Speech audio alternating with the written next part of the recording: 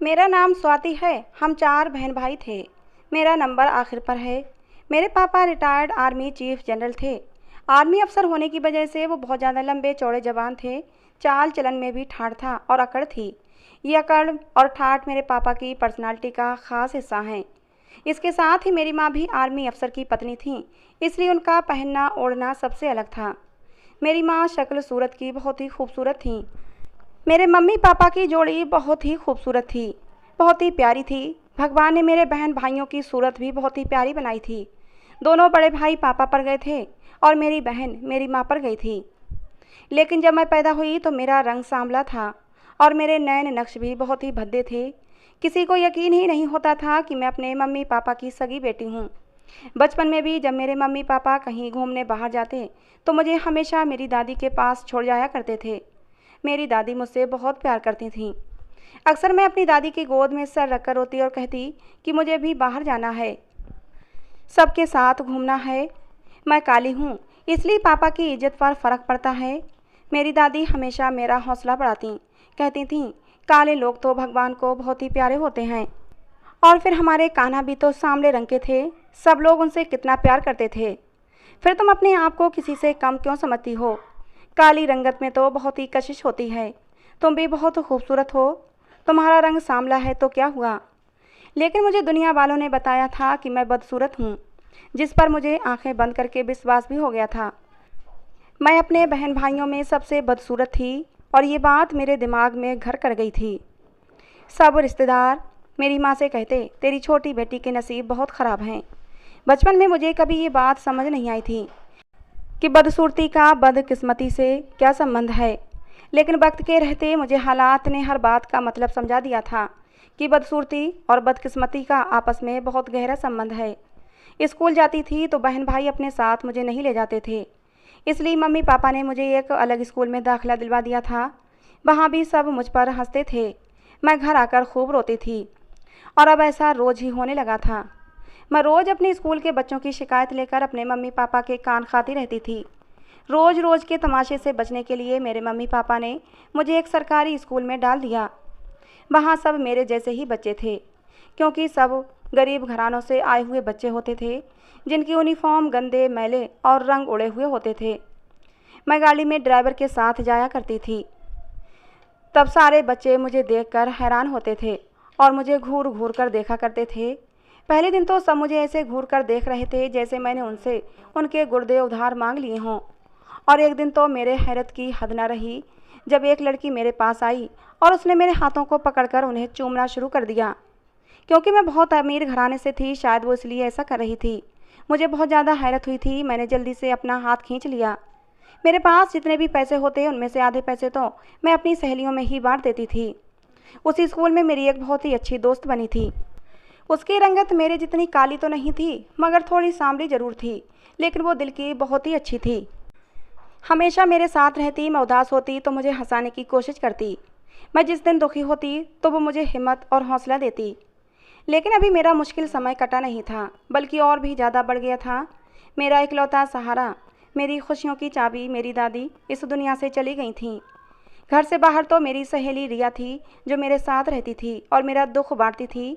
लेकिन घर के अंदर अब मैं बिल्कुल अकेली रह गई थी। मेरे घर अक्सर मेरे कजिन्स आते तो सब एक साथ खेलते थे, लेकिन कोई भी मुझे अपने साथ खिलाना पसंद नहीं करता था। लड़के क्रिकेट खेल रहे होते और मैं पास से गुजर जाती, और अगर कोई इत्तेफाकन हार जाता तो उसका कसूरवार भी मुझे ठहराया जाता कि मैं काली बिल्ली की तरह बहुत ही मनहूस हूँ, इसलिए ऐसा हुआ है। समय धीरे धीरे यूं ही गुजर गया। हम सब बहन भाई बड़े हो गए थे। मेरे सबसे बड़े भाई की शादी हुई तो मेरे सब रिश्तेदार घर में जमा हुए थे। मेरे भाई भी पापा की तरह आर्मी अफसर थे, इसलिए भाई ने पसंद की शादी की थी। मेरी भाभी भी आर्मी अफसर थीं। मेरी भाभी बहुत ही खूबसूरत थीं। दोनों बहुत खुश थे। मैं भी बहुत खुश थी, क्योंकि मैं भाभी को जैसा समझती थी वैसा कुछ नहीं हुआ था। भाभी ने तो मुझे एक बार भी बदसूरती का ताना नहीं दिया था।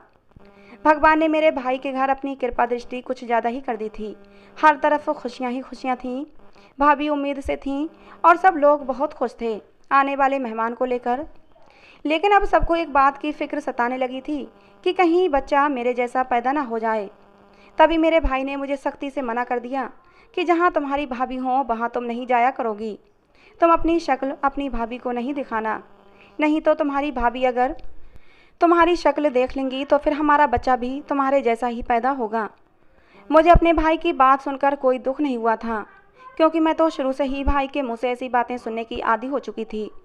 दुख तो मुझे इस बात का हुआ था कि भाभी ने भी एक बार भाई को ऐसा कहने से मना नहीं किया था। ऐसा लग रहा था जैसे कि वो पहले से ही ये सब कुछ चाहती हों कि मैं उनके सामने ना आया करूं। मेरी बदकिस्मती अपनी चरम सीमा पर थी शायद, जो भाई के घर औलाद होने से पहले ही मर गई, और उसका इल्ज़ाम भी अब मुझ पर लगा दिया गया कि मेरी बदकिस्मती भाई के बच्चे को खा गई। अब तो हर समय का रोना धोना मेरी किस्मत बन चुका था। अब तो भाभी की नफ़रत भी खुलकर सामने आ गई थी। वो हर समय मुझे ताने देती और हर वक्त बहाने बहाने से मुझसे लड़ाई करने की कोशिश करती। ये सब अब रोज़ का रूटीन बन गया था। मुझे भी अब इन सब की आदत हो गई थी। धीरे धीरे समय थोड़ा सा आगे को और सरका। मेरे दूसरे भाई की शादी और मेरी बहन की भी शादी हो गई। घर में अब मैं अकेली बची थी। घर में जो भी रिश्तेदार आते वो मेरी माँ से कहते कि तुम्हारी इस काली बेटी को कौन ब्याह कर ले जाएगा, ये तो बहुत ही काली है, ऊपर से नैन नक्श भी कितने ख़राब हैं, और फिर इसकी किस्मत भी कितनी काली है। इसका साया किसी के ऊपर पड़ जाए तो वो बर्बाद हो जाता है। लोगों की बातें सुनकर मेरी माँ के चेहरे पर मायूसी छा जाती थी। लोगों की बातें सुनकर अब तो मुझे भी उम्मीद नहीं थी कि कभी मेरी भी शादी हो पाएगी। ऐसा नहीं था कि मेरे लिए रिश्ते नहीं आते थे, रिश्ते तो बहुत आते थे, लेकिन मुझे देखकर इनकार करके चले जाते थे।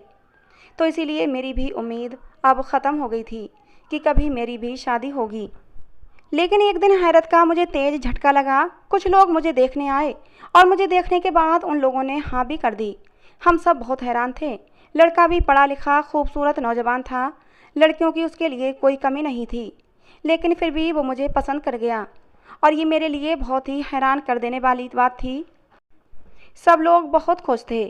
मैंने भी अपने तमाम अंदेशों को पीछे धकेल दिया और अब मैं भी खुश रहने लगी थी। हमारी मंगनी को 4 महीने का समय गुजर चुका था, लेकिन इन 4 महीनों में भी किसी की हैरानी कम होने का नाम नहीं ले रही थी कि आखिर ये रिश्ता हुआ तो क्यों हुआ। लेकिन इस हैरानी को ब्रेक मिल गया जब मंगनी के 4 महीनों बाद मुझसे मेरी जायदाद से कुछ हिस्सा अपने नाम करवाने के लिए बोला गया। ऐसा नहीं था कि वो अमीर घराने से नहीं था, लेकिन कुछ लोगों की हवस कभी ख़त्म नहीं होती, और ऐसा ही उन लोगों के साथ था। मेरे माँ बाप ने तो मुझसे पीछा छुड़ाने के लिए जायदाद उन लोगों के नाम करने के बारे में सोच लिया था, लेकिन मैंने ही अपने मम्मी पापा को सख्ती से मना कर दिया। मैंने मम्मी पापा से कहा कि अगर मेरे हिस्से की जायदाद देकर उस लड़के से मेरी शादी कराई तो मैं अपनी जान दे दूँगी। अफसोस मुझे रिश्ता टूटने का नहीं था, अफसोस तो मुझे अपने पापा की सोच पर था कि वो मुझसे पीछा छुड़ाने के लिए लालची लोगों में मेरी शादी कर रहे थे। और फिर पापा ने एक और इल्ज़ाम मेरे ऊपर लगा दिया, जिससे कि मेरी रूह कांप गई। जब पापा ने मुझ पर इल्ज़ाम लगाया कि मैं बाहर नैन मटक्का करती हूँ, इसलिए इस रिश्ते से इनकार कर रही हूँ। जब एक इंसान इतना पढ़ा लिखा होकर भी ऐसे गंदे शब्दों वाली बात करे तो उस इंसान पर नहीं बल्कि उसकी परवरिश पर अफसोस होता है। इस रिश्ते के टूटने के 2-3 रिश्ते और आए थे, लेकिन वो भी सब लालची और दहेज के लोभ में मुझसे शादी करना चाहते थे, और फिर ये रिश्ते भी टूटते चले गए और इन रिश्तों के टूटने का जिम्मेदार भी मुझे ही ठहराया गया। सब कहते कि मैं मनहूस हूँ, इसीलिए मेरी शादी नहीं हो रही। अब तो मनहूस शब्द मेरे नाम के साथ जुड़ गया था। अब तो मुझे ऐसा लगता था कि जैसे अपने नाम के आगे से अपने पापा का नाम हटाकर मुझे अपना नाम स्वाति मनहूस कर लेना चाहिए था। मैं अभी इन सारी बातों से थक चुकी थी। हैरानी की बात यह थी कि अभी तक जिंदा कैसे थी। ताने बर्दाश्त कर करके मैं बिल्कुल पत्थर हो गई थी। अब मुझ में दिल नहीं रहा था, किसी की भी कोई बुरी बात बुरी नहीं लगती। अब तो कोई खुशी का मौका होता तब भी खुशी मुझे रास नहीं आती थी। समय गुजरने के साथ साथ एक बात ज़रूर समझ आ गई थी कि खुद पर इल्ज़ाम ले लेना किसी के लगाए गए इल्ज़ाम से ज़्यादा अच्छा होता है। कोई दूसरा इल्ज़ाम लगाता है तो वो ज़्यादा तकलीफ़ देता है। पापा ने अपने दोस्तों में भी मेरी शादी की बात चलाई, लेकिन उन्होंने भी मना कर दिया कि आजकल के लड़के कहाँ इतनी काली लड़की के साथ शादी करना पसंद करते हैं। आजकल के लड़कों को तो सुंदर पत्नियां चाहिए होती हैं जो उनके साथ कदम से कदम मिलाकर चल सकें। मुझे उन लोगों की इन बातों से कोई दुख नहीं होता था। अब मेरे मम्मी पापा में हर समय लड़ाई होने लगी थी। मम्मी पापा के कमरे से रोज़ चीखने चिल्लाने की आवाज़ें आती। पता नहीं वो लोग किस बात पर लड़ाई झगड़ा करते थे। एक दिन रात को अचानक मेरी आँख खुल गई, प्यास लगी तो पानी पीने के लिए किचन की तरफ चल दी। किचन से पानी भरा और वापस कमरे में आ रही थी कि तभी मम्मी पापा के कमरे से लड़ने की आवाज़ें आने लगी थीं। मैंने परेशान होते हुए हॉल में लगी घड़ी की तरफ देखा था। वहाँ रात के 2:30 बज रहे थे। मैं अफसोस और दुख से सर हिलाती हुई अपने कमरे की तरफ जाने लगी कि तभी मुझे मेरे नाम की आवाज़ सुनाई दी। मैंने उत्सुकता के मारे जैसे ही अपने पापा के कमरे के दरवाजे से कान लगाया तो मेरी रूह कांप गई। अंदर मम्मी से पापा कह रहे थे कि अपनी मनहूस बेटी के लिए तुम अपनी जान पहचान वालों में ही कोई रिश्ता ढूंढ लो, नहीं तो किसी गरीब घराने में ही उसकी शादी कर दो। मम्मी की बात सुनकर तो मुझे और भी ज़्यादा धक्का लगा था। मम्मी ने कहा था कि मेरे सब जान पहचान वाले हाई फाई सोसाइटी से बिलोंग करते हैं, इस काली कलूटी लड़की से शादी करना कोई क्यों पसंद करेगा। मम्मी की ये बात सुनकर मेरा दिल किरची किरची हो गया था। आंखों से आंसू बहने लगे थे। मेरा दिल जैसे बंद होने को था। लोगों की बातों से मुझे ज़्यादा दुख नहीं होता था, लेकिन जब आज अपने ही माँ बाप के मुंह से खुद को मनहूस कहते सुना तो मेरा दिल टूट गया था। मेरे सगे माँ बाप मुझसे किस कदर नफरत करते हैं, उन्हें मुझसे ज़्यादा अपने यार दोस्तों की परवाह थी। अब हर रोज़ मम्मी पापा में यही बहस चलती थी। तंग आकर 1-2 बार तो मैंने खुद की जान लेने की भी कोशिश की थी। यह खबर आग की तरह पूरे ख़ानदान में फैल गई थी। कुछ ने तो मुझे हौसला दिया और कुछ ने मुझे भला बुरा कहा। मेरी मम्मी की एक सहेली थी। मम्मी की तरह बहुत ज़्यादा मॉडर्न नहीं थी। अमीर तो बहुत थीं, लेकिन बहुत ही सादगी से रहती थीं। उनका एक ही बेटा था, पढ़ा लिखा था, जो अमेरिका से डॉक्टरी की पढ़ाई करके आया था। ऊपर से शक्ल सूरत में भी किसी से कम नहीं था। अकड़ और गुरूर उसकी पर्सनालिटी का खास हिस्सा थी। ख़ानदान में किसी को भी मुंह नहीं लगाता था। लड़कियां उसके आसपास मंडराती रहती थीं, लेकिन वो किसी को भी घास नहीं डालता था। न जाने कितनी लड़कियां उसके साथ शादी करने की उम्मीद में थीं। साथ ही मेरी माँ के सर्कल की जितनी भी मॉडर्न औरतें थीं, सब उससे अपनी बेटियों की शादियां करवाना चाहती थीं। लेकिन इन सब में मैं कहीं नहीं थी, और ना ही कभी मुझे ऐसी सोच आई थी, क्योंकि मैं हकीकत में रहने वाली लड़की थी। ज़िंदगी ने मुझे सच्चाई दिखा दी थी कि मेरा नसीब काली स्याही से लिखा गया है। इतनी काली स्याही से कि वो रंग मेरे ऊपर चढ़ गया है। अब उस पर कोई दूसरा रंग चढ़ नहीं सकता। एक तरफ तो सोसाइटी की सारी खूबसूरत और फैशनेबल लड़कियां थीं, और दूसरी तरफ मैं एक अकेली, जिसे मनहूस का खिताब मिला हुआ था। फिर भला मैं कैसे मम्मी की सहेली के बेटे को पसंद आ सकती थी। लेकिन ये सच में हुआ था। मैं मम्मी की सहेली को अपने मगरूर और पढ़े लिखे बेटे के लिए पसंद आ गई थी। मुझे तो अपने कानों पर विश्वास ही नहीं हो रहा था। लेकिन जितनी प्यार से उन्होंने मेरा हाथ मेरी मम्मी से मांगा था, शक करने की कोई गुंजाइश ही नहीं थी। वो मुझ पर ऐसे बारी सदके जा रही थीं जैसे मेरे अलावा दुनिया में उन्हें और कोई प्यारा ही ना हो। मेरी माँ और मेरे पापा भी बहुत खुश थे कि चलो उनके सर से बला टलेगी। मेरी सास ने शादी की तारीख जल्दी ही रखी थी, और फिर वो दिन भी आ गया जब मेरी शादी होनी थी। और फिर मम्मी की सहेली के उस मगरूर बेटे से मेरी शादी हो गई। मैंने सोचा कि सच में आज मेरी किस्मत खुल गई है। मेरा पति और मेरी सास मुझे इज्जत के साथ विदा करके अपने घर ले आए। मगर मेरी किस्मत तो वाकई सबसे अलग थलग थी। सुहागरात पर ही मेरे पति ने मुझे गाड़ी में बिठाया और सुनसान इलाके में बने एक अस्पताल में ले गया। रास्ते भर उसने मुझसे कोई बात नहीं की। मेरा दिल अनजाने डर से धड़क रहा था। पता नहीं मेरा पति मुझे यहाँ क्यों लेकर आया था। अलग अलग रास्ते देखते हुए मैं बहुत ज़्यादा हैरान हुई, क्योंकि मम्मी की सहेली के घर में पहले भी आ चुकी थी, लेकिन ये सड़कें तो मैंने पहले कभी नहीं देखी थीं। सुनसान सड़कों पर चलती गाड़ी ने एक बार तो मेरी रूह खींच ली थी, लेकिन जब गाड़ी अस्पताल के सामने रुकी तो मैं हैरान रह गई थी। मेरे पति ने मुझे गाड़ी से उतारा और मेरा हाथ पकड़कर अस्पताल के अंदर दाखिल हो गया। रास्ते में कई डॉक्टर मिले, सब मुझे हैरत से देख रहे थे, लेकिन मेरे पति को किसी की कोई परवाह नहीं थी।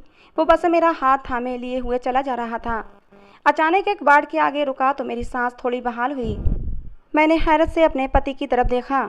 उसका चेहरा एकदम सपाट था। मेरे पति ने बाड़ का दरवाज़ा खोला तो मेरी जान निकल गई जब मैंने वहाँ बहुत सारे ऐसे मरीज देखे जो बुरी तरह से जले हुए थे। सबके जिस्म पर पट्टियाँ बंधी हुई थीं, किसी के हाथ पर, किसी के चेहरे पर, किसी के पूरे शरीर पर ही पट्टियाँ बंधी हुई थीं। ये सब देखकर मेरी रूह कांपने लगी थी। मैं एकदम बेहोश होते होते बची थी, लेकिन मेरे पति ने मुझे थाम लिया था। मैंने खौफजदा नज़रों से अपने पति की तरफ देखा था। मेरे पति की आंखें लाल अंगारा हो रही थीं। उसने उन्हीं लाल आंखों से मेरी तरफ देखा था तो मेरी आंखों में आंसू छलक आए थे।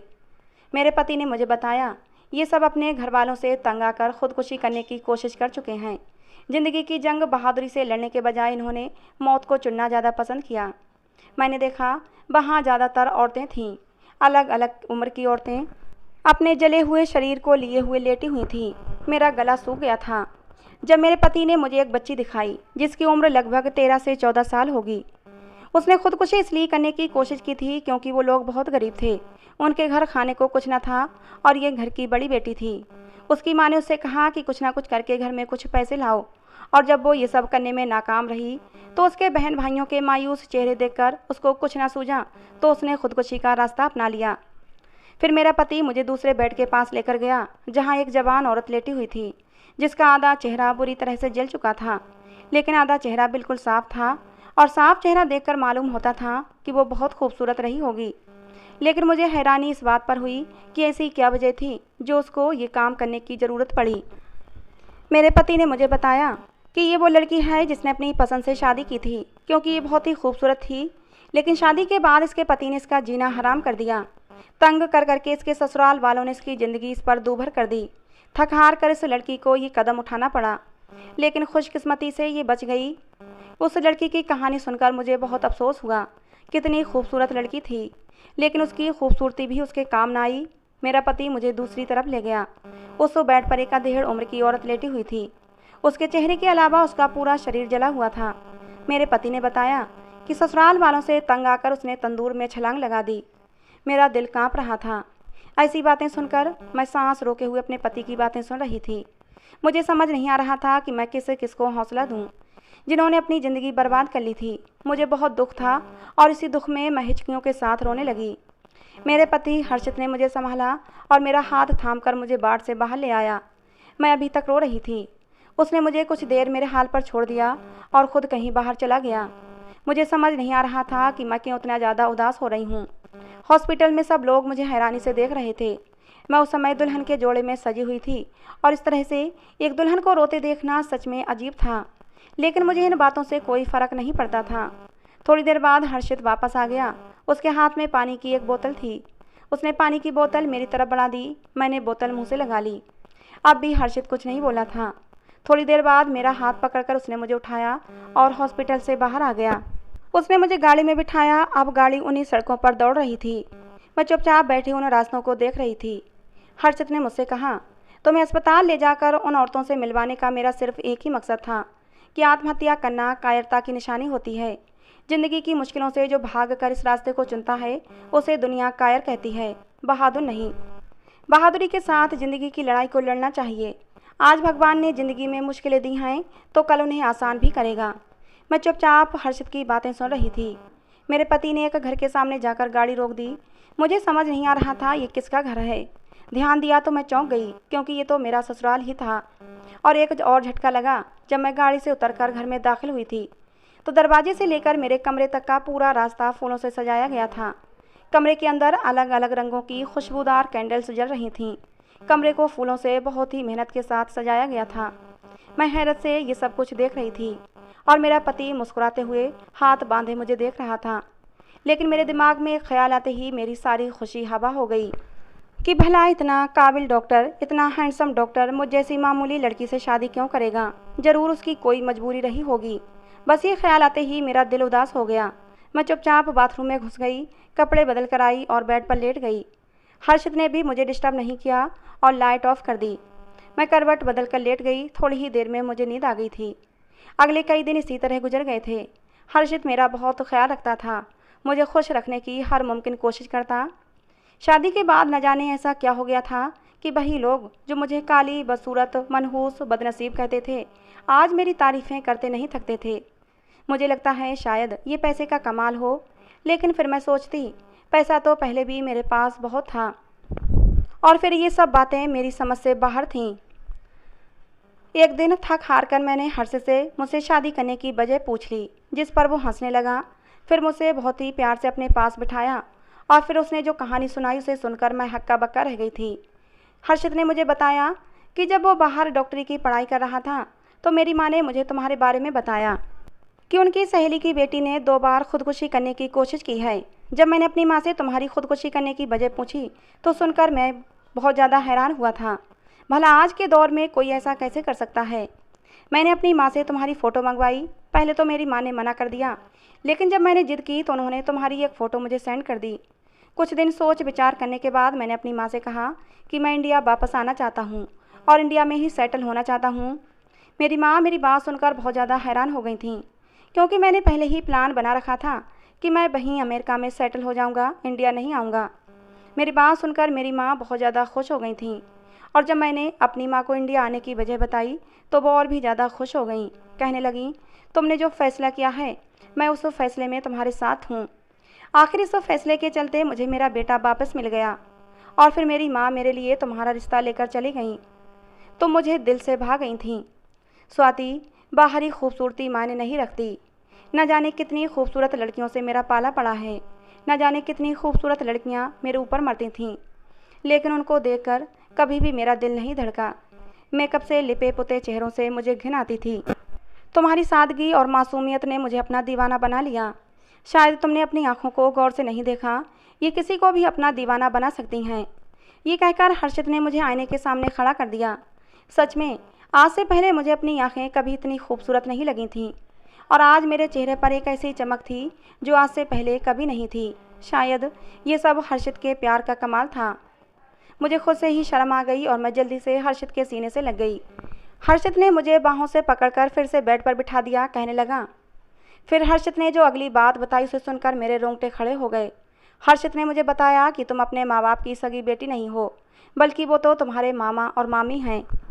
हर्षित की बात सुनकर मेरी आंखें फटी की फटी रह गई थीं। गुजरा हुआ समय मेरी आंखों के सामने घूमने लगा था। मेरे बहन भाइयों की नफ़रत, मेरे मम्मी पापा का मुझे अपने ऊपर बोझ समझना, मेरी दादी का मुझसे प्यार करना, मुझे सरकारी स्कूल में एडमिशन दिलवा देना, ये सब बातें मेरे दिमाग में घूमने लगी थीं।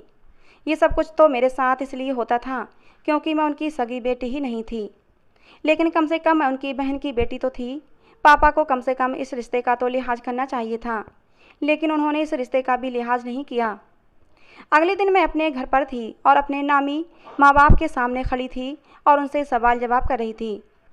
और फिर उन्होंने मुझे बताया कि तुम मेरी बहन की बेटी हो और रिश्ते में मैं तुम्हारा मामा हूँ। तुम्हारी माँ ने पसंद से शादी की थी। हम लोग इस शादी के खिलाफ थे, लेकिन वो नहीं मानी, और फिर उसने घर से भागकर उस आदमी से शादी कर ली। लेकिन ये शादी बहुत ज़्यादा लंबे समय तक नहीं चली। कुछ समय बाद ही तुम्हारी माँ इस घर में वापस आ गई थी, और तुम्हारे जन्म के 3 महीने बाद ही तुम्हारे बाप ने तुम्हारी माँ को तलाक दे दी। तुम्हारी माँ ये सदमा बर्दाश्त न कर सकी और दुनिया से चली गई, और एक छोटी सी 3 महीने की बच्ची हमारे दम पर छोड़ गई। अपनी माँ के कहने पर मैंने तुम्हें अपना नाम दिया। जब तक तुम्हारी नानी जिंदा रहीं हमने तुम्हें किसी बात की कमी नहीं होने दी, लेकिन धीरे धीरे लोगों के ताने सुन सुनकर हमारा दिल तुमसे बदतर होने लगा, और हम लोग तुमसे पीछा छुड़ाने के बारे में सोचने लगे, क्योंकि हम तुम्हें ज़िंदगी भर तो अपने घर पर बिठाकर नहीं रख सकते थे। उन लोगों की बातें सुनकर मेरी आंखों में आंसू भर आए। भले वो मेरे सगे माँ बाप नहीं थे, लेकिन मैं तो उन्हें अपने सगे माँ बाप ही समझती थी। हर्षित ने मुझे ऐसे टाइम में बहुत हिम्मत दी थी। वो हर वक्त मेरी दिलजोई करता रहता। धीरे धीरे मैं सदमे से उभर आई थी। हर्षित ने ही मुझे समझाया कि तुम इस बात को दिल से निकाल दो कि तुम खूबसूरत नहीं हो। मेरी नज़र से देखो, तुम बहुत खूबसूरत हो। अपने अंदर कॉन्फिडेंस लेकर आओ और डॉक्टरी की पढ़ाई करो, और मेरे साथ मजबूर बेसहारा लोगों की मदद करो। हर्षित की बात मुझे भा गई। मैंने डॉक्टरी की पढ़ाई करी और अब हर्षित के साथ मैं हॉस्पिटल में काम करती हूँ। जीवन साथी प्यार करने वाला हो तो ज़िंदगी खुशियों से भर जाती है। आज मेरी भी ज़िंदगी में खुशियाँ ही खुशियाँ थीं। आज भी जब अपना गुजरा हुआ कल याद करती हूँ तो सहम जाती हूँ, लेकिन जब सोचती हूँ कि जिन लोगों ने मेरे साथ गलत किया वो तो मेरे सगे माँ बाप ही नहीं थे, फिर दुख किस बात का। और फिर हर्षित ने मेरा हर हालात में साथ दिया था, कभी भी मुश्किल समय में मेरा साथ नहीं छोड़ा था। मैंने भी खुद से वादा किया था कि मैं भी कभी हर्षित का साथ नहीं छोड़ूंगी, हमेशा हर्षित के साथ वफादार रहूंगी। समय अच्छा हो या बुरा गुजर ही जाता है, और मेरा भी बुरा समय गुजर चुका था, और मेरी ज़िंदगी का एक हसीन दौर चल रहा था जिसमें मुझे भगवान से कोई शिकायत नहीं थी, बल्कि मैं तो अपने भगवान को धन्यवाद करती थी कि मुझे हर्षित जैसा जीवन साथी मिला। दोस्तों, कभी भी हिम्मत मत हारना। अगर मुश्किल समय है तो एक ना एक दिन ये गुजर ही जाएगा, और भगवान आपके लिए बहुत कुछ अच्छा करेंगे। दोस्तों, आज की हमारी ये कहानी कैसी लगी कमेंट बॉक्स में ज़रूर बताना। पसंद आई हो तो प्लीज़ लाइक करना। ऐसी और कहानियों के लिए हमारे चैनल को भी सब्सक्राइब करना। मेरा नाम कसक है। शादी वाले दिन मुझे अपने पति से मिलने की बहुत बेकरारी थी। मेरे मन में शरारत सूझी और मैंने सोचा कि क्यों ना मैं एक बार सारी रस्मों के होने से पहले ही उनसे जाकर मिल आऊं। यही सोचती हुई मैं सबकी नज़रों से बचकर अपने पति के कमरे में पहुंची तो अंदर का नज़ारा देखकर मैं तो दंग रह गई थी, क्योंकि मेरे पति ने उस वक्त जो शेरवानी पहन रखी थी वो उन्होंने उतार दी थी और उन्होंने कुछ भी नहीं डाल रखा था और वो बुरी तरह से हाँफ रहे थे। लेकिन जैसे ही मैं वहाँ पहुंची तो वो बहुत घबरा गए और उन्होंने अपने आप को पास पड़ी हुई एक चादर से पूरी तरह से लपेट लिया। इससे पहले कि मैं उनसे कुछ भी कह पाती तभी अचानक मेरी माँ ने मुझे आवाज़ लगा दी, जिससे मैं घबराकर उनके पास पहुंच गई। मुझे लगा कि कहीं किसी को पता चल गया कि मैं अपने पति से शादी से पहले ही मिलने पहुंच गई थी तो बिना बात के बवाल हो जाएगा। लेकिन अब मुझे समझ नहीं आ रहा था कि भला मेरे पति ऐसी हालत में उस कमरे में क्या कर रहे थे। मैंने देखा था कि वहाँ कमरे की खिड़की भी खुली हुई थी, तो क्या वो वहाँ पर किसी के साथ में थे? इधर मेरी शादी की रस्में हो रही थीं, जिनमें मेरा बिल्कुल भी मन नहीं लग रहा था। मेरा दिमाग सोच विचार में लगातार गुम था। फिर मैं विदा होकर अपनी ससुराल आ गई। मैंने सोचा कि मौका पाते ही मैं अपने पति से इस बारे में बात करूंगी, लेकिन मुझे क्या पता था कि अभी तो और भी अजीब चीज़ें होना बाकी थीं। पहली रात मेरे पति ने मुझे ससुराल के किचन की फ्रिज में रखा हुआ बर्फ मंगवाया। मैं अपने पति की इस हरकत को देखकर बहुत ज़्यादा हैरान हो गई थी कि वो आखिर ये सब क्या कर रहे हैं। उन्होंने मेरे सामने शर्त रख दी थी कि जब तक ये सारी बर्फ़ पिघल नहीं जाती तुम कमरे में नहीं आ सकती हो। मेरे पति ने मुझे कमरे से बाहर निकाल दिया और बर्फ़ पिघलने के बाद मैं जब तक कमरे में गई तब तक तो रात बीत चुकी थी। लेकिन अपने पति की हालत देख मैं हैरान थी, क्योंकि वो बहुत ज़्यादा थके हुए से लग रहे थे, जैसे कि उन्होंने बहुत मेहनत का काम किया है। अब तो वो हर रोज़ रात को मुझे अपने कमरे से बाहर निकाल देते। मैं कुछ दिन तो ये सब कुछ बर्दाश्त करती रही, लेकिन अब मुझे किसी भी तरह से अपने पति की सच्चाई का पता लगाना था। इसलिए मैंने उनके कमरे में पहले से ही कैमरा लगा दिया और जब मैंने उस कैमरे की रिकॉर्डिंग चेक की तो मेरे पैरों तले से ज़मीन निकल गई थी, क्योंकि मेरे पति तो मुझसे छुपकर मैं एक मिडिल क्लास फैमिली से बिलोंग करती थी। मैं बहुत खूबसूरत थी। मेरी शादी अमर नाम के लड़के से हुई थी। अमर अपने ही फैमिली बिजनेस में जॉब करते थे। मेरे पेरेंट्स को ये रिश्ता बहुत पसंद आया था और अमर की पूरी फैमिली को भी मैं बहुत पसंद थी। इसीलिए मेरे मम्मी पापा ने मेरा रिश्ता अमर के साथ तय कर दिया और फिर कुछ दिनों बाद ही मेरी शादी हो गई। शादी वाले दिन मैं बहुत ज़्यादा खुश थी। मैंने सोचा कि क्यों ना मैं चुपके से जाकर अपने पति से मिलकर आऊं और उन्हें दिखाकर आऊं कि मैं कितनी खूबसूरत लग रही हूं। यही सोचकर जब मैं उनके कमरे में गई तो वहां मैंने उन्हें जिस हाल में देखा उसे देखकर मेरे पैरों तले से ज़मीन निकल गई थी। लेकिन मैं उस दिन उनसे कोई भी सवाल ना कर सकी और फिर विदा होकर अपने ससुराल आ गई। खैर, मैंने जैसे तैसे खुद को समझा लिया कि मैं जैसा सोच रही हूँ वैसा कुछ भी नहीं है और मुझे अपनी शादी की शुरुआत के बारे में सोचना चाहिए। शादी की पहली रात मैं अपने पति से मिलने के लिए बहुत ज़्यादा एक्साइटेड हो रही थी। पहली रात को जब मेरे पति कमरे में आए तो उन्होंने मेरा घूंघट उठाया और मेरे सामने एक सोने की चेन रख दी और कहने लगे कि ये चेन तुम्हारी खूबसूरती के आगे कुछ भी नहीं है कसक। मैंने अपने पति का ये गिफ्ट खुशी खुशी एक्सेप्ट कर लिया। मैंने उनसे कहा कि इसकी क्या ज़रूरत थी, तो वो कहने लगे कि अब मैं देखना चाहता हूँ कि तुम मुझसे कितना प्यार करती हो। मैंने अपनी झुकी हुई पलकें उठाकर फौरन ही अपने पति की तरफ देखा। मेरे पति कहने लगे कि तुम मुझे कोई गिफ्ट नहीं देना चाहती। तो मैंने उनसे कहा कि बताइए आपको क्या चाहिए, जैसा आप कहेंगे मैं वैसा ही गिफ्ट आपको लाकर दे दूंगी। मेरे पति ने कहा कि क्या सच में तुम वही करोगी जैसा मैं कहूँगा।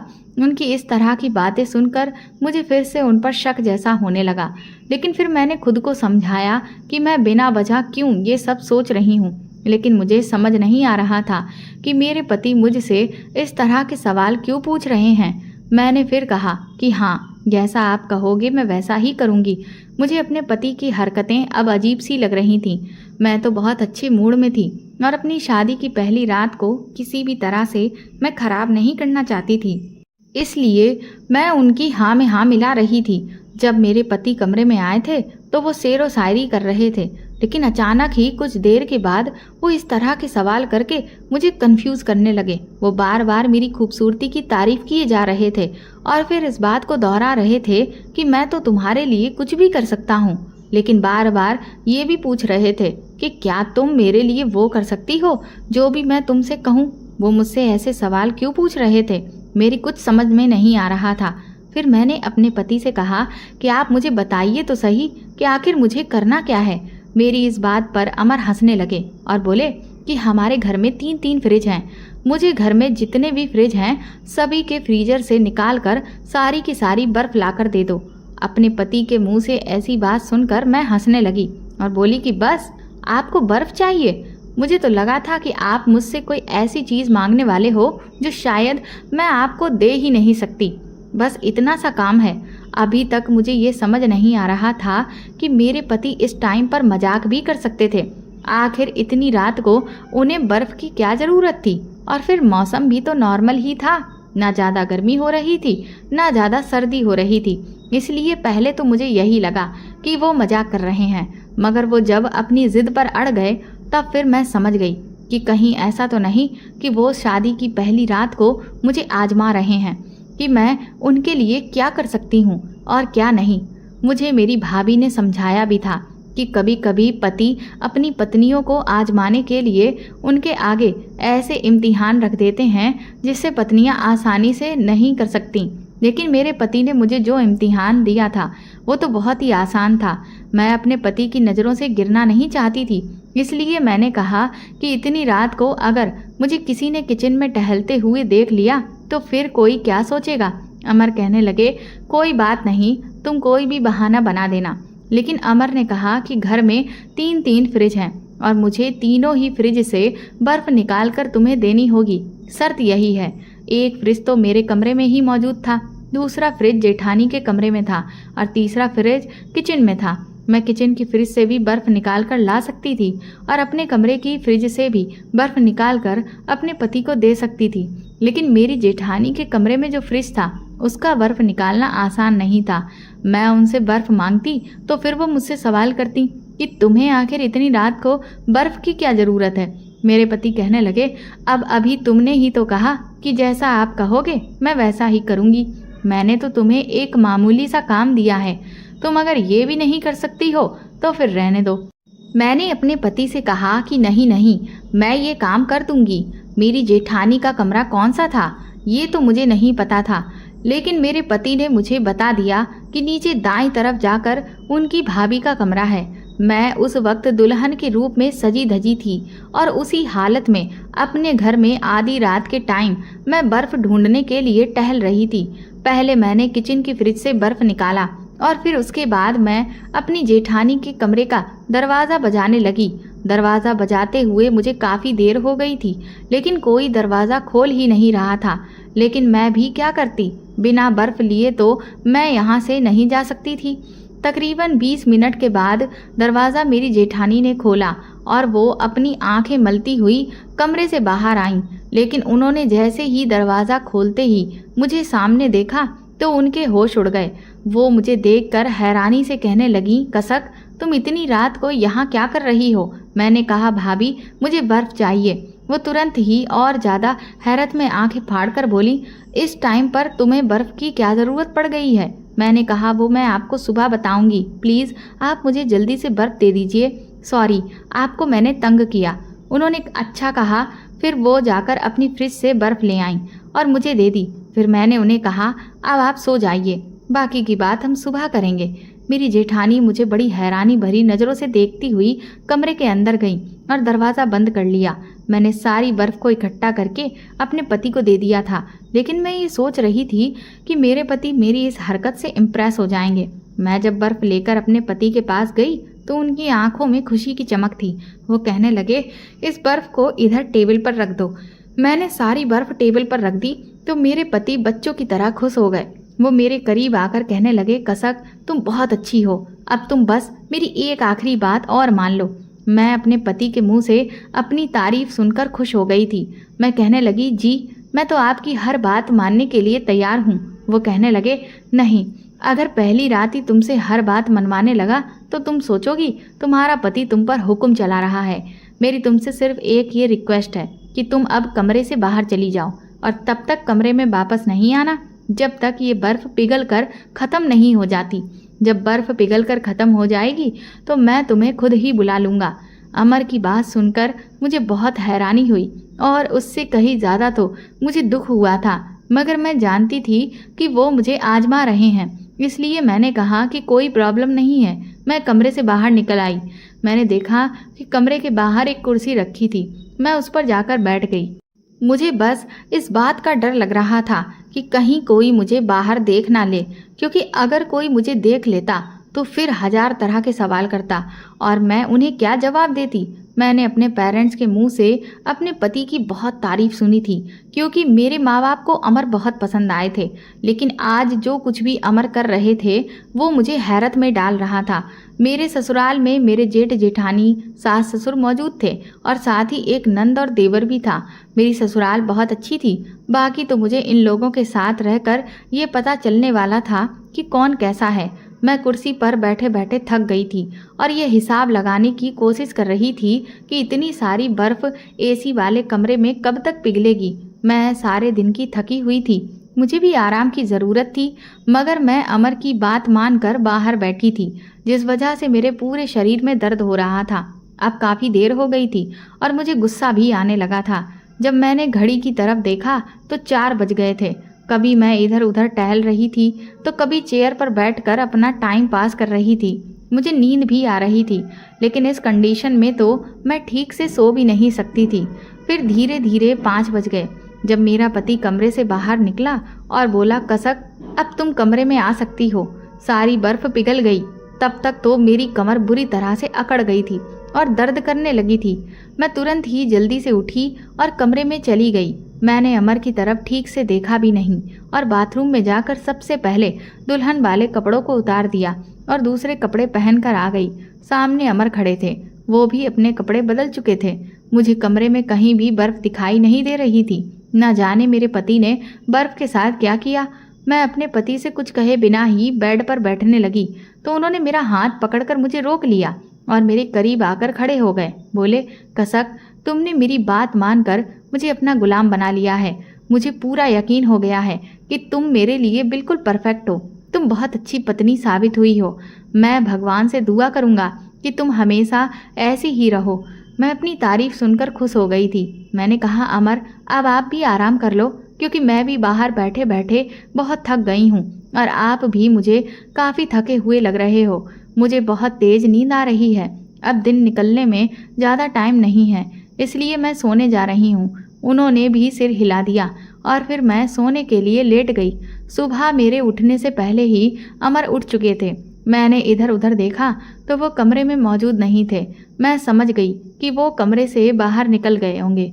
मैं उठी और फ्रेश होकर बाहर आ गई। जब मैं नीचे उतरकर अपनी सास की तरफ गई तो मैंने नोटिस किया कि मेरी जेठानी मुझे घूर घूर कर देख रही थी। शायद उन्हें रात वाली बात याद आ गई होगी कि इतनी रात को मैं उनके कमरे में बर्फ़ लेने क्यों गई थी। उसके बाद मेरी सास ने मुझे कहा कि तुम्हें मीठे में कुछ बनाना है। मैं किचन में खीर बनाने के लिए चली गई। जैसे ही मैं बाहर आई तो ये देखकर हैरान रह गई कि मेरे पति बहुत ज़्यादा स्मार्ट लग रहे थे। मुझे याद आ रहा था कि मेरी मम्मी ठीक कह रही थी कि मैंने अपना दामाद तुम्हारे लिए बिल्कुल हीरो जैसा चुना है। हम सब लोग नाश्ते की टेबल पर बैठकर नाश्ता कर रहे थे। तभी मेरा देवर मेरे पति का मजाक बनाने लगा। उसने अमर से कहा, भैया आप कितनी ढीली ढाली शर्ट पहने हो। मैंने भी फिर नोटिस किया कि अपने छोटे भाई के मजाक पर मेरे पति काफ़ी शर्मिंदा हो रहे थे, जबकि मेरी सास ने अपने बेटे को चुप करवा दिया और बोली कि खामोशी से नाश्ता करो, ऐसे किसी का मजाक नहीं बनाना चाहिए। जिस पर मेरा देवर खामोश हो गया। फिर थोड़ी देर के बाद मेरी नंद भी नाश्ते के टेबल पर आकर बैठ गई तो उसने भी अमर का खूब मजाक बनाया और बोली, भैया आपने ये इतनी ढीली शर्ट क्यों पहनी हुई है? क्या आपके पास कपड़े नहीं हैं? ये बात तो मैं भी नोटिस कर रही थी कि मेरे पति ने आज बहुत ज़्यादा ढीली टी शर्ट पहनी हुई थी, जबकि मौसम तो बिल्कुल ठीक ठाक था। फिर उन्हें इतनी ढीली टी शर्ट पहनने की ज़रूरत क्या थी? मेरी नंद और देवर मेरे पति का खूब मजाक बना रहे थे। मुझे भी अपने पति की इस हरकत पर गुस्सा आ रहा था, कि उन्हें तो ये भी खूब दिख रहा है कि जो शर्ट उन्होंने पहनी है वो उन्हें कितनी बड़ी आ रही है और कितनी ढीली हो रही है, इसलिए उन्हें ये पहननी ही नहीं चाहिए थी। मैं अपने पति के पास गई तो वो मुझे देखकर खुश हो गए और कहने लगे, कसक चलो हम दोनों बाहर कहीं लॉन्ग ड्राइव पर चलते हैं। मैंने उनसे कहा कि आपने ये किस तरह की शर्ट पहनी हुई है, आप अगर इन कपड़ों में बाहर जाओगे तो बाहर के लोग भी आपका मजाक बनाएंगे। मैंने उनसे कहा कि अगर आप मुझे बाहर ले जाना चाहते हो तो आपको अपने कपड़े चेंज करने होंगे। अमर मेरी बात सुनकर परेशान हो गए, लेकिन मैं नहीं चाहती थी कि घर वालों के साथ साथ बाहर वाले भी मेरे पति का मजाक बनाएं। वो कहने लगे कि ये भी तो कितनी अच्छी शर्ट है, तुम ऐसा क्यों कह रही हो मेरे कपड़ों के बारे में। मैंने अपने पति से कहा, प्लीज़ अमर, ये कपड़े मेरे कहने से चेंज कर लो और मेरी पसंद के कपड़े पहन लो। मैंने खुशी खुशी अलमारी खोली और उन्हें अपनी पसंद की ब्लैक कलर की शर्ट निकाल कर दी और कहा कि आप ये पहन लो, ये आप पर बहुत अच्छी लगेगी। पता नहीं क्यों मेरे पति का चेहरा उदास हो गया था। थोड़ी देर के बाद मेरे हाथ से शर्ट लेकर वो बाथरूम में चेंज करने के लिए चले गए। उन्होंने मेरे कहने पर मेरी ही पसंद वाली शर्ट को पहन लिया था। इस शर्ट को पहनकर वो बहुत ज़्यादा स्मार्ट लग रहे थे। मेरी तो उन पर से नज़र हट ही नहीं रही थी, लेकिन उनके चेहरे से परेशानी नज़र आ रही थी। मेरे पति बार बार आते और बार बार कमरे के अंदर चले जाते। मुझे ऐसा लग रहा था जैसे उन्हें किसी का इंतज़ार है। फिलहाल मैंने ये सब इग्नोर कर दिया था। फिर वो किचन में जाकर फ्रिज के पास खड़े हो गए और फ्रिज से बर्फ़ निकालने लगे। मैं उनके करीब गई, उन्हें देखकर हंसने लगी कि वो मुझे चिढ़ाने के लिए ही ये सब कुछ कर रहे हैं। मेरे पति मुझे बाहर लॉन्ग ड्राइव पर ले गए। बाहर मैंने देखा कि मेरे पति मुझे कुछ परेशान नज़र आ रहे थे। वो बार बार कभी इधर उधर देखते तो कभी अपने कपड़ों को छूकर देख रहे थे। मेरे कुछ भी समझ नहीं आ रहा था। मुझे ऐसा लग रहा था कि जैसे कि वो इस बात से घबरा रहे हों कि कोई उन्हें यहाँ देख ना ले। मेरे पति कहने लगे, अब हमें यहाँ बहुत टाइम हो गया है, क्या अब हम घर चल सकते हैं? मैंने कहा कि अभी तो हम लोग यहाँ आए हैं, आप यहाँ आने के लिए तो बहुत खुश थे, लेकिन अब आपको इतनी जल्दबाजी क्यों हो रही है? वो कहने लगे कि मुझे ऑफिस का कुछ ज़रूरी काम घर पर करना है, बस इसीलिए कह रहा हूँ। मैंने कहा अच्छा ठीक है। फिर हम दोनों बाहर आ गए। अपने पति के साथ पहली लॉन्ग ड्राइव मुझे बहुत पसंद आई थी। हम जब घर आए तो अभी भी मेरे पति बहुत ज़्यादा परेशान लग रहे थे। मैंने उनसे उनकी परेशानी के बारे में पूछा तो कहने लगे, बस मेरी थोड़ी तबीयत ठीक नहीं है। मैंने कहा अगर तबीयत ठीक नहीं है तो आप डॉक्टर से दवा ले आओ। इस पर अमर बोले, मुझे दवाई की ज़रूरत नहीं है। मैंने कहा फिर आखिर किस चीज़ की ज़रूरत है? वो कहने लगे कि तुम फिर से जाकर मेरे लिए बर्फ़ ले आओ। अमर के मुंह से ये बात सुनकर मैं उनकी शक्ल देखती ही रह गई थी। मैं सोच में पड़ गई कि भला तबीयत खराब होने में बर्फ़ की क्या ज़रूरत होती है। और फिर मजबूर होकर मैं बर्फ़ लेने के लिए कमरे से निकल ही रही थी कि तभी अमर ने मुझे आवाज़ लगाई और बोले कि इस टाइम सब लोग तुम्हें बर्फ़ लाते हुए देख लेंगे, इसीलिए किसी को कुछ बताना नहीं। अगर कोई पूछे कि बर्फ़ की क्या ज़रूरत है तो कोई बहाना बना देना, लेकिन बर्फ़ भी ले आना। अमर की ये बात मुझे बड़ी अजीब लग रही थी। मैं किचन में बर्फ़ निकालने गई तो मेरी सास किचन में ही खड़ी हुई थी। उन्होंने मुझे देखा कि मैं बर्फ़ निकाल रही हूँ तो उन्होंने मुझसे पूछा कि तुम इतनी ढेर सारी बर्फ़ का करोगी क्या? मैंने अपनी सास को कोई जवाब नहीं दिया, बस मुंह बंद करके मैं फ़ौरन ही किचन से बाहर निकल आई। मेरी सास को मेरी ये हरकत अजीब लगी थी क्योंकि उनकी बात का मैंने उन्हें कोई जवाब नहीं दिया। मैंने अपने पति को बर्फ़ लाकर दे दी। वो कहने लगे, अब तुम कमरे से बाहर चली जाओ। ये सुनकर मुझे बहुत बुरा लगा, लेकिन मैं कर क्या सकती थी। मैं बाहर निकल आई। तब तक रात के 11 बज चुके थे, इसीलिए कमरे के बाहर कोई भी नहीं था। इस घर में सब लोग 11 बजे तक अपने अपने कमरों में चले जाते थे, लेकिन मुझे टेंशन भी हो रही थी कि अगर मुझे किसी ने बाहर देख लिया तो फिर मैं क्या जवाब दूंगी। मैं कल की तरह ही चेयर पर बैठ गई थी क्योंकि मुझे पता था कि आज भी अमर मुझे खुद कमरे के अंदर आने के लिए कहेंगे, तभी मुझे कमरे में जाने को मिलेगा। और फिर पिछली रात की तरह ही अमर ने मुझे तकरीबन 5 बजे के आसपास जाकर बुलाया। वो कहने लगे, अब तुम कमरे में आ सकती हो कसक। इस बार मैंने अपने पति पर एक गहरी नज़र डाली तो मैंने देखा कि वो आज भी बहुत ज़्यादा थके हुए लग रहे थे, लेकिन इधर मैं भी सोने के लिए परेशान थी।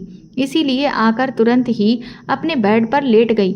मैं कल भी अपने पति के साथ कोई वक्त नहीं बिता पाई थी और आज भी नहीं बिता पाई थी, इसलिए मैंने अमर से कहा कि आप भी लेट जाइए। लेकिन ये क्या था, मेरे पति ने फौरन ही अपना तकिया उठाया और सोफे पर जाकर लेट गए। मैंने अमर से कहा कि आप सोफे पर जाकर क्यों लेट गए हो, तो वो कहने लगे कि मैं बहुत ही प्रैक्टिकल लड़का हूँ, अरेंज मैरिज पर यकीन तो रखता हूँ, मगर एक दूसरे को समझे बिना मैं किसी भी रिश्ते को शुरू करना पसंद नहीं करता। इसीलिए कुछ रातों तक मैं सोफे पर ही सोया करूँगा, जब तक कि हम दोनों एक दूसरे को अच्छी तरह से जान पहचान नहीं लेंगे। मैंने अपने पति की इस बात पर हाँ में हाँ मिला दी थी, क्योंकि मुझे समझ ही नहीं आ रहा था कि मैं उनसे क्या कहूँ। लेकिन मैं मन ही मन सोच रही थी कि मेरे पति मेरे साथ ये सब क्यों कर रहे हैं, वो तो साफ साफ मुझसे बच रहे हैं। इसलिए कुछ देर सोचने के बाद मुझे अंदर ही अंदर गुस्सा आने लगा, क्योंकि मुझे अब फिर से शादी वाली रात का वो नज़ारा बार बार याद आ रहा था। इसलिए मैंने अमर से कहा कि मुझे ऐसा लगता है कि आपके घर वालों ने आपकी शादी मेरे साथ ज़बरदस्ती करवाई है। मुझे लगा कि वो ये कहने वाले हैं कि नहीं, ऐसी तो कोई भी बात नहीं है, मैं तो तुम्हें पसंद करता हूँ। मगर अमर ने तो कुछ ऐसा कहा जिसे सुनकर मेरे होश उड़ गए थे। वो कहने लगे कि हाँ कसक, तुम ठीक कह रही हो, मैं अभी शादी करना ही नहीं चाहता था। मेरे पति के मुंह से ये बात सुनकर मेरा तो दिल ही टूट कर रह गया था। मैं मुंह लटका कर चुपचाप बेड पर लेट गई। मेरी आंखों से आंसू आने लगे थे और यही सब सोच सोच कर मैं सो ही नहीं पाई। मेरा दिमाग शुरू से लेकर अब तक की सारी बातों को सोचकर दर्द करने लगा था। अब मुझे बहुत बुरा लग रहा था कि मैं अमर की ज़िंदगी में एक अनचाही इंसान हूँ। मुझे ज़बरदस्ती उनके ऊपर थोप दिया गया है। अगले दिन मैंने देखा कि घर के सारे लोग अपने अपने कामों में बिजी थे। इस घर में हर कोई अपने आप से मतलब रखता था। मेरे पति भी अब ऑफिस जाने लगे थे, क्योंकि उन्होंने जो शादी के लिए छुट्टियां ली थीं वो भी अब पूरी हो गई थीं, इसलिए उन्होंने ऑफिस ज्वाइन कर लिया था। मैं भी अब घर के कामों में हाथ बटाने लगी थी, लेकिन मेरा अब किसी भी काम में मन ही नहीं लग रहा था। मैंने अपनी सास से कहा कि मैं अपने मायके जाना चाहती हूँ। मेरी सास ने मुझे जाने की परमिशन दे दी थी। मैंने अमर से भी कॉल करके मायके जाने की परमिशन लेनी चाहिए, तो उन्होंने कॉल अटेंड ही नहीं की। फिर मैंने उनके केबिन वाले नंबर पर कॉल की। वहाँ पर कॉल मेरे पति की सेक्रेटरी ने उठाई। मैंने उनसे अपने पति से बात कराने के लिए कहा, तो उन्होंने बताया कि आज तो सर ऑफिस आए ही नहीं। ये सुनकर मैं हैरान रह गई, क्योंकि मेरे पति सुबह ऑफिस जाने के लिए तो घर से निकले थे। मैंने अपने पति का नंबर बार बार ट्राई किया, लेकिन उनका फ़ोन लग नहीं रहा था। मैं उनके लिए बहुत ज़्यादा परेशान हो गई। मैंने तुरंत ही जाकर अपनी सास को ये बात बताई, तो वो भी परेशान हो गई। उन्होंने मेरे ससुर को कॉल की, तो उन्होंने ये बताया कि अमर आज ऑफिस गए ही नहीं। हम सब लोग इस खबर से बहुत परेशान हो गए थे। मेरा दिल बहुत घबरा रहा था और बार बार यही ख्याल आ रहा था कि मेरे पति मुझे छोड़कर तो नहीं चले गए। मैंने अपने पति के सारे फ्रेंड्स को कॉल कर ली थी, मगर उनको भी मेरे पति के बारे में कुछ नहीं पता था। मैं उन्हें कहाँ ढूंढती। मैं चुपचाप अपनी सास के पास ही बैठ गई थी। मेरी सास भी बार बार मेरे पति के नंबर को ट्राई कर रही थी। फिर मैं अपने कमरे में चली गई और इधर उधर टहलने की कोशिश करने लगी, लेकिन बार बार मेरा ध्यान अपने पति की तरफ ही जा रहा था। तभी अचानक मुझे किसी के पैरों की आहट सुनाई दी। मैंने जैसे ही पीछे पलटकर देखा तो पीछे मेरे पति खड़े हुए थे। मेरे पति बहुत ज़्यादा परेशान नजर आ रहे थे। उनके चेहरे पर अजीब तरह का डर साफ नजर आ रहा था। मैं जल्दी से अमर के गले लग गई और खूब रोने लगी। मैंने उनसे कहा, आप कहाँ चले गए थे अमर? अमर ने अपने चेहरे पर मुस्कुराहट लाई और कहने लगे, तुम इतनी परेशान क्यों हो गई हो? मैं ऑफिस ही तो गया था। मेरे पति के बारे में जब मेरी सास को पता चला कि वो आ गए हैं, तो वो भी हमारे कमरे में आ गई थी। उन्होंने अमर से वही सवाल किया जो कि मैं उनसे कर चुकी थी। उन्होंने कहा, बेटा तुम कहाँ चले गए? तुम्हें पता है बहू कितनी परेशान हो रही थी और तुम ऑफिस भी नहीं गए। मेरे पति ने तुरंत अपना मोबाइल उठाया और अपने पापा को कॉल लगाई और कॉल को स्पीकर पर कर दिया। कॉल मेरे ससुर ने रिसीव की थी। मेरे पति ने कहा, पापा जी बताइए, आज मैं ऑफिस आया था या नहीं? मेरे ससुर कहने लगे, हाँ ऑफिस तो आया था, लेकिन थोड़ी देर के लिए कहीं चला गया था। मेरे पति ने कहा कि मैं ऑफिस गया था, लेकिन थोड़ी देर में ऑफिस से बाहर कुछ खाने के लिए चला गया था और मेरे मोबाइल के नेटवर्क भी नहीं आ रहे थे। मेरी सास और मुझे ये सब सुनकर तसल्ली हो गई थी, लेकिन मुझे हैरानी भी थी कि मेरे ससुर ने 1 घंटे पहले तो मेरी सास को ये बताया था कि आज अमर ऑफिस आया ही नहीं है, और मुझे सेक्रेटरी ने भी यही बताया था। तो फिर अब वो ऐसा क्यों कह रहे थे? फिलहाल अब मेरे पति घर आ गए थे और मैं उन्हें देखकर काफ़ी खुश हो रही थी। मैंने इस टाइम इन सारी बातों को भुला देना ही ठीक समझा था। मैंने अपने पति से कहा कि आप ऑफिस जाया करो तो मुझे बार बार कॉल करते रहा करो ताकि मुझे आपकी खबर मिल जाए। वो सिर हिलाकर आगे बढ़ गए। मेरी सास भी मुस्कुराकर कमरे से बाहर निकल गई थी। मेरे पति के हाथ में एक छोटी सी थैली थी। ना जाने उसमें ऐसा क्या था। अमर ने उस थैली को अपनी अलमारी में रख दिया और फिर उसे लॉक भी कर दिया। मैं अपने पति की हरकतों से अब बड़ी परेशान और हैरान हो रही थी। मैं अपने पति के लिए चाय बनाने के लिए किचन में चली गई। किचन में मेरी जेठानी और सास भी मौजूद थीं। मैंने अपनी सास से कहा कि माँ जी, मुझे ऐसा लगता है कि अमर हमसे झूठ बोल रहे हैं और इन दिनों मुझे उनकी हरकतें भी कुछ अजीब लगने लगी हैं। क्या उनका किसी के साथ चक्कर चल रहा है? मेरी सास मेरी इस बात को सुनकर घबरा गई और कहने लगी, अरे नहीं बहू, ऐसी कोई बात नहीं है। वो तो तुम्हें ही पसंद करता है। मेरा बेटा बहुत शरीफ है। मैं अपनी सास की बात सुनकर खामोश हो गई। लेकिन मैंने अपनी सास से ये तो नहीं कह सकती थी कि आपका बेटा हर रात मुझे कमरे से बाहर निकाल देता है और अलग सोफे पर भी सोता है। मैं ऐसी बिल्कुल नहीं थी कि अपने पति की शिकायत उनकी माँ से करूं। मैंने अपनी सास की बात सुनकर हाँ में सिर हिला दिया। फिर चाय बनाने के बाद मैं कमरे में लेकर आ गई थी। मैं अभी दरवाजे तक ही पहुंची थी कि तभी मुझे मेरे पति के बोलने की आवाज़ सुनाई दी। वो किसी से कह रहे थे कि तुम्हें भगवान का वास्ता है, मेरी पत्नी को इस बारे में कुछ भी मत बताना। ये बात सिर्फ हम दोनों के बीच में ही रहनी चाहिए। मैं तुमसे कल फिर से मिलने के लिए आऊँगा, फिर हम दोनों मिलकर बातचीत करेंगे। अमर की ये बात सुनकर मेरे तो होश उड़ गए थे। आखिर उनका ऐसा कौन सा सीक्रेट था जो वो मुझसे छुपाना चाह रहे थे? और फिर अमर किससे कॉल पर बात कर रहे थे और वो उससे मिलने के लिए क्यों जा रहे थे? इस सब से तो अब मुझे यही लग रहा था कि मेरे पति की ज़िंदगी में सच में कोई और है। तभी तो वो मेरे साथ इस तरह से रिएक्ट कर रहे थे। मेरे दिमाग में अब तरह तरह के सवाल आ रहे थे। मैं कमरे का दरवाज़ा खोलकर जैसे ही अंदर गई तो अमर अचानक ही मोबाइल बंद करके घबराकर खड़े हो गए। मैंने देखा कि उनके चेहरे पर पसीना था और वो डरे हुए लग रहे थे, लेकिन बाहर से वो मुस्कुराने की कोशिश कर रहे थे। मैंने अमर को चाय दी तो उन्होंने चाय पीने से साफ इनकार कर दिया। कहने लगे, मेरा चाय पीने का मूड नहीं है। मैंने इसीलिए चाय को साइड पर रख दिया और खुद अमर के करीब बैठ गई। उनसे कहा, अमर, आपको नहीं लगता कि हमारी शादी को 1 हफ्ते से ज़्यादा गुजर गया है और अब हमें हनीमून पर जाना चाहिए?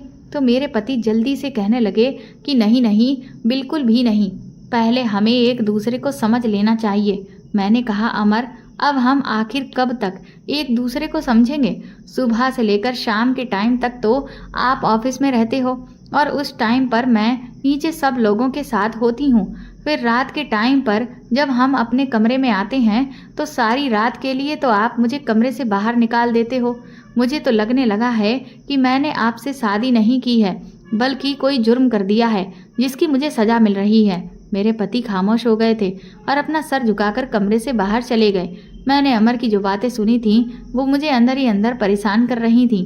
रात के 2 बज गए थे लेकिन अमर घर नहीं आए। मैं उनका इंतज़ार करते हुए बेड पर लेटकर सो गई, लेकिन सुबह 6 बजे जब मेरी आँख खुली तो मैं हैरान रह गई। अमर सोफे पर लेटे हुए बुरी तरह से रो रहे थे। मैं तभी उठी और अमर के करीब गई। उनसे कहा, आपको क्या हो गया है? वो मुझे जागता हुआ देखकर घबराकर कहने लगे, प्लीज़ मुझे बर्फ़ ला दो। मैंने अपने पति से कहा, लेकिन इस टाइम आपको बर्फ़ का क्या काम है? अमर बोले, बस मुझे कुछ नहीं बताना, मुझसे कोई सवाल मत पूछो, मुझे सिर्फ बर्फ़ ला दो। मैं उठी और अपनी फ्रिज के फ्रीजर से बर्फ़ निकालने लगी तो ये देखकर हैरान रह गई कि फ्रीजर में बर्फ़ थी ही नहीं, जबकि मैंने तो आज सुबह ही बर्फ़ के डिब्बे को भरकर रखा था। शायद वो मेरे पति ने ही निकाल ली होगी। फिर मैं नीचे किचन में गई और वहाँ से बर्फ़ लाकर अपने पति को दे दी। मेरे पति ने बर्फ़ देखी तो जल्दी जल्दी मुझे कमरे से निकाल कर दरवाजे को अंदर से बंद कर लिया। मैं सोचती रह गई कि अमर ये सब कुछ क्या कर रहे हैं? इस सब के पीछे आखिर क्या राज छुपा हुआ है? मेरे तो कुछ समझ नहीं आ रहा था। मैंने सोचा कि मैं तो इस बारे में अब पता लगाकर ही रहूंगी कि ये सब क्या है। मेरे पति जिससे कल फ़ोन पर बात कर रहे थे, उसने कहा था कि वो कल दोपहर के टाइम पर उससे मिलने के लिए जाएंगे। मैंने सोचा कि दोपहर के टाइम पर मैं फ़ोन करके पूछूंगी कि वो कहाँ पर हैं। फिर मैंने सोचा कि मैं अपने ससुर से इस बारे में पूछती हूँ। इसीलिए मैंने दोपहर के टाइम पर उन्हें कॉल लगाकर पूछा कि अमर ऑफिस में है या नहीं। तो ससुर ने बताया कि हाँ, वो अपने कैबिन में काम कर रहा है। फिर मैंने शाम के टाइम पर भी अपने ससुर को कॉल लगाकर पूछा तो उन्होंने बताया कि वो आज कहीं नहीं गया, सारा दिन ऑफिस में ही रहकर उसने काम किया है। मुझे उनकी बात सुनकर थोड़ी तसल्ली हो गई थी, क्योंकि मुझे लग रहा था कि कहीं मेरे पति का किसी लड़की के साथ चक्कर तो नहीं चल रहा है। शायद वही लड़की हो जिससे मेरे पति फ़ोन पर मिलने की बात कर रहे थे, और शायद जहाँ तक मेरा अंदाज़ा सही है, वो शादी वाली रात भी उनसे मिलने आई थी। मेरे पति शाम के टाइम पर ऑफिस आ गए थे। कपड़े चेंज करने के बाद वो लैपटॉप लेकर बैठ गए और काफ़ी देर तक अपने काम में बिजी रहे। मुझे लगा कि वो ऑफिस का कोई इम्पोर्टेंट काम कर रहे होंगे, लेकिन इसी तरह वो लगभग 3 घंटे तक काम करते रहे और उन्होंने मुझसे कोई बात नहीं की। फिर 8 बजे के टाइम पर नौकरानी हम दोनों को खाना खाने के लिए बुलाने आ गई। मेरे पति ने कहा कि आओ नीचे चलकर खाना खाते हैं। अमर की बात पर मैं उनके साथ खाना खाने चली गई। वो बार बार मुझे अपने हाथ से खाना सर्व कर रहे थे। मेरा खाना खाने का बिल्कुल मन नहीं कर रहा था। मैं इसी तरह से बैठी हुई थी, लेकिन अमर ने जल्दी जल्दी खाना फिनिश किया और वो वापस अपने कमरे में चले गए।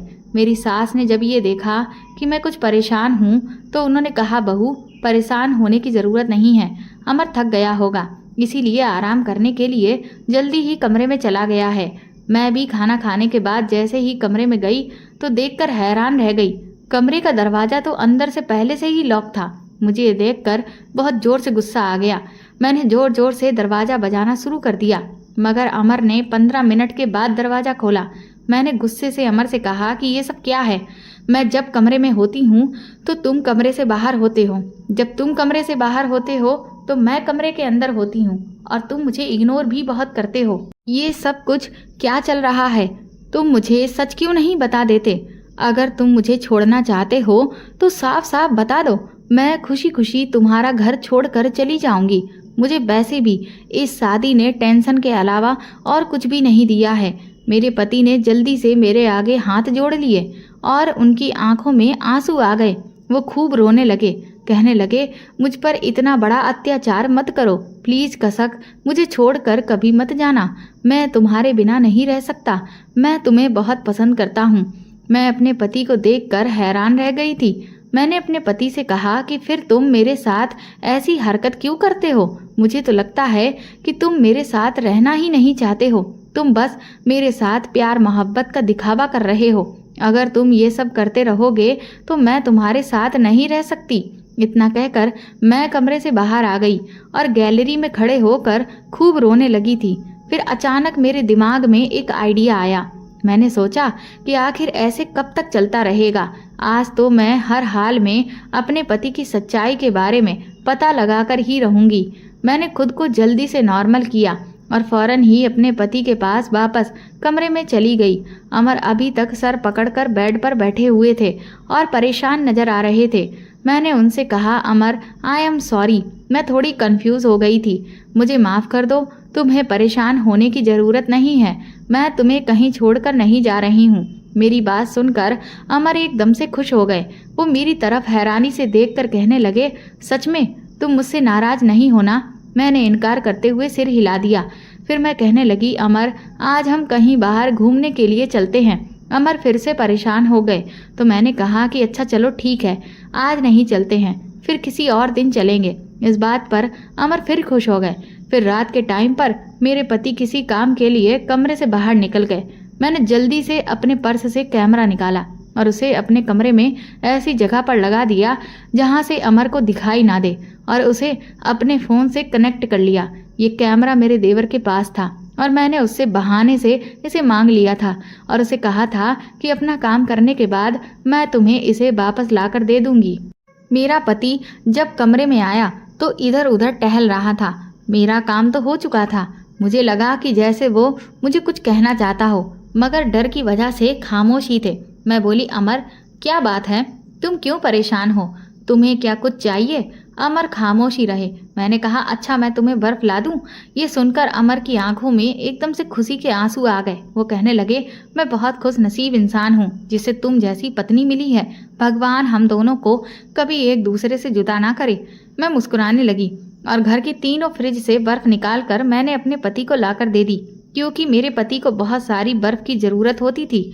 मेरा पति आज भी कहने लगा कि आज रात फिर से तुम्हें कमरे से बाहर निकलना पड़ेगा। मैं कहने लगी, ठीक है, जैसा तुम कहते हो मैं वैसा ही कर लेती हूँ। मैं मुस्कुराकर बाहर निकल आई थी और साथ ही साथ आज अपना मोबाइल भी ले आई थी। मैं यही सोच रही थी कि अब मुझे अपना मोबाइल ऑन करना चाहिए और देखना चाहिए कि मेरा पति ये सब कुछ क्या कर रहा है। आखिर मेरे पति के दिमाग में ये सब कुछ क्या छुपा हुआ था। मैंने अपने मोबाइल को ऑन किया, जिसे मैंने अंदर वाले कैमरे से कनेक्ट किया हुआ था। मैं चेयर पर बैठी हुई कमरे के बाहर से कमरे के अंदर का सब कुछ देख रही थी। जैसे ही मैंने मोबाइल पर गौर किया तो मेरे होश उड़ गए थे, क्योंकि मेरे पति ने अपने कपड़े उतारने शुरू कर दिए थे। मेरे पति के शरीर पर लाल लाल निशान हो रहे थे, जिन्हें देखकर मैं हैरान रह गई थी। मेरे पति बर्फ के टुकड़ों को उठाकर अपने शरीर के हिस्सों पर लगा रहे थे। हर तरफ मेरे पति बर्फ के टुकड़ों को अपने शरीर पर लगा रहे थे और एक टॉवल से पानी भी बार बार साफ कर रहे थे। मैं जल्दी से अपनी सास के कमरे में गई और मैंने उनसे कहा कि आपने मेरे साथ इतना बड़ा धोखा किया है। आपने अपने बीमार बेटे की शादी मेरे साथ करवा दी है। मेरी सास मेरी बात सुनकर परेशान